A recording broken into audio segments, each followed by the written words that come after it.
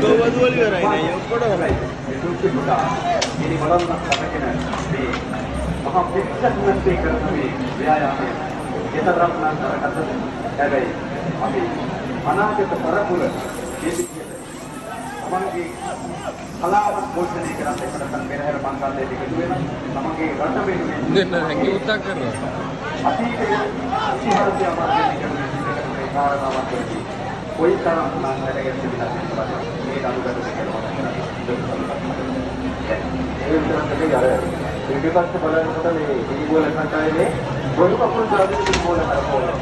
ඇත්තටම මේ අසීරු කාර්යය මොකද දුක්ඛාගෙන ඉන්නවලුත් කරගෙන මේ දීගෝල කරපුවා.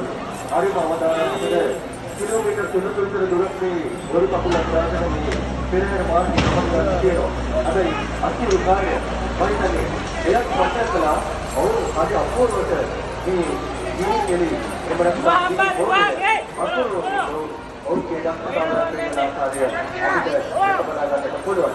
අතන අපිට සතුටු වෙනවා. ඒ වගේම ප්‍රදේශීය ජනතාවට සතුටු වෙනවා. මොකද අපේ ප්‍රදේශයේම කොල්ල ටිකක් එක්කහුව වෙලා හඳුබ ගිනිගෝල කණ්ඩායම හඳුබොළු ලංකාවම දැන් ගිනිගෝල කණ්ඩායම ඉතින් ඔබලත් සතුටේ අපිට සතුටේ මේ සංවේදනය කරන මේ වේදිකාවේ දකින්න මොකද අපේ ප්‍රදේශයේ අභිමානය ලංකාවේ ප්‍රසිද්ධ පෙරහැරකට ගිහිල්ලා රෝහල්වල යෝහම අපිට ඒ අභිමානය ලැබෙනවා.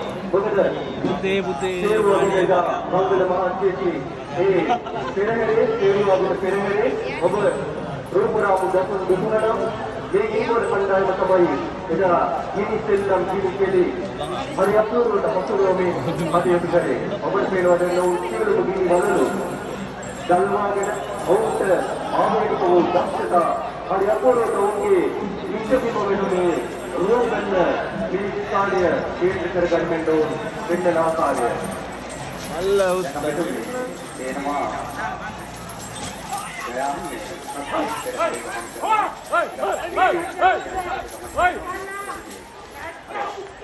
වෙනතෙන් වලදී නම් පෙරහැරේ මේවා හේනක දේවා. මේ ඉනිබන්න මත සමහත්තියේ ළඟට කිච්චෙනවා. හැබැයි අනියක් කියනවා වගේ නේද?